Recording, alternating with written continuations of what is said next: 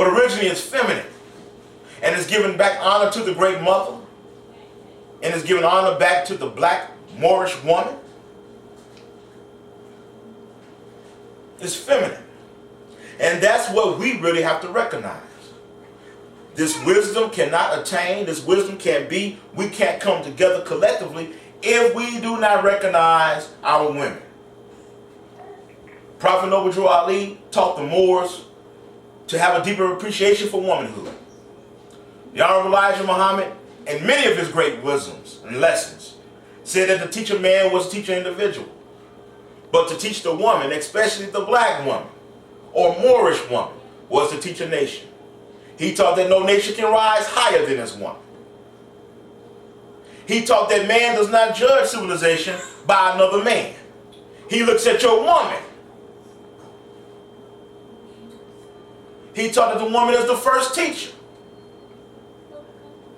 We have to get back to that, recognizing our women.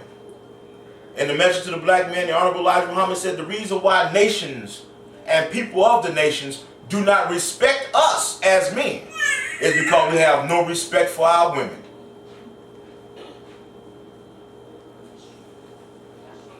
Prophet Noble Drew Ali on his questionnaire is holding up a Moorish woman with humanity written on her womb.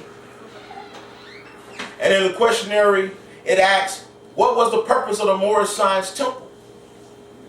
To uplift fallen humanity. Who did he come to uplift? Who did he come to save first? Who did the prophet come to save first? The woman. Because by saving her, she would save us. Okay. Let's continue.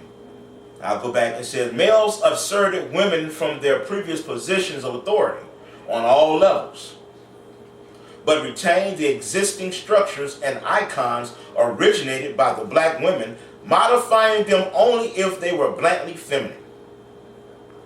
Example, as patriarchy, patriarchal means male dominant, right? And then later on we get more classes. I'm going to show you there were 3 cults. Gerald Massey explains this, also Albert Church Award, that there were 3 cults. C-L-U-T means culture. We're not talking about a group of people doing some heinous things. We're talking about a culture that was once the stellar cult. And that was the universal great womb, the feminine, where the great mother was worshipped and honored by herself. Then as millions of years come by, then you went to the lunar, which is the crescent moon, which is mother and son. Because this is where now the male comes into being, the son of the mother. She giving birth to her son. And now we're in the solar cult, which is now the son has now taken the role of father, and now he alone is the life giver. He alone. But all the Gnostic texts, idolatrov, which in Christianity would be called Jehovah, said he is the only God and there is no other God besides him. But his mother Sophia say, lie not, idolatrov. He forgotten that he too came from the great mother. Allah says he come out of the triple darkness. And there is no darkness greater or equal, only that in the female's womb. So even the gods have a mother. And we're going to explain all this and teach this and show this. Let's go back. As patriarchy subjugated women, priestesses, and knowledge of the great goddess, they designated their male gods as self-created. Again, see, they taken everything that she was recognized as and now placed it upon themselves. And now they were self-created ones. Whereas before, the same gods were the sons of their mother. Naturally, men rescripted. What men? Was it the African man? No, the African man know who it was. The European. He rescripted the creation stories, eliminating the goddess and having their wombless gods make man from clay. Whereas the goddess gave birth to the original humanity from her own womb. Wow.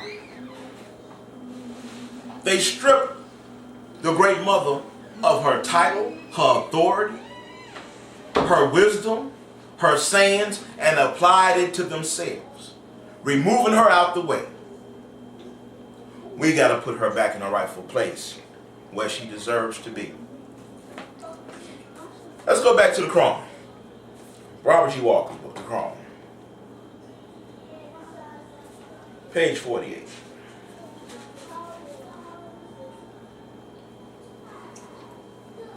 It says in Egypt, or Kemet,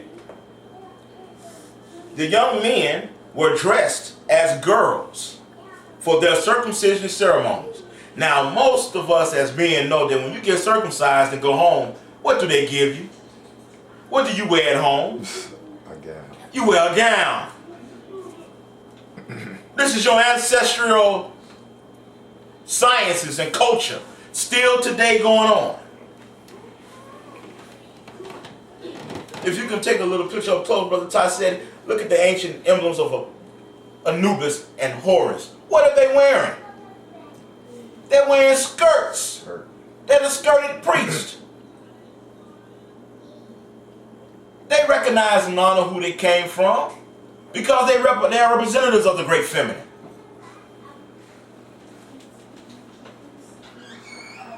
What is the prophet wearing? He's wearing a robe.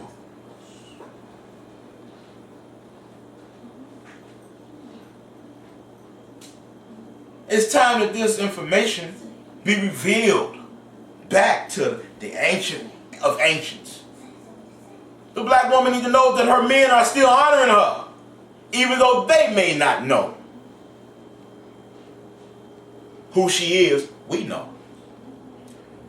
Let's go back. It said in Egypt, or ancient Kemet, the young men were dressed as girls for their circumcision ceremonies. In some primitive cultures, even in the present century, even still today, it has been found that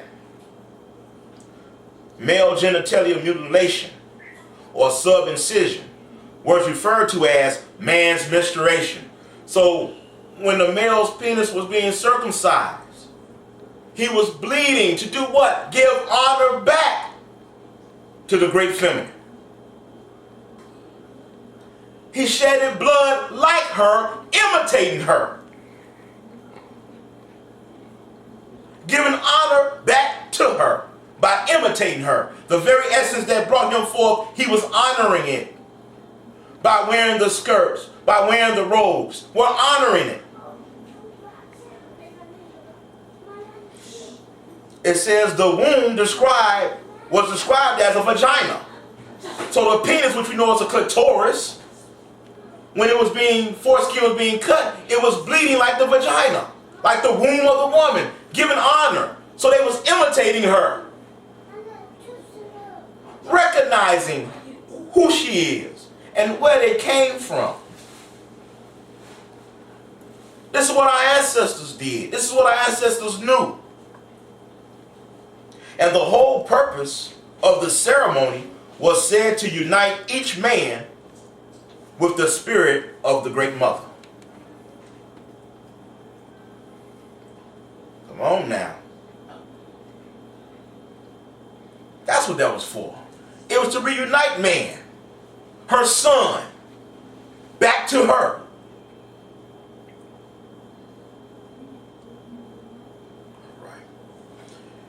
Let's continue.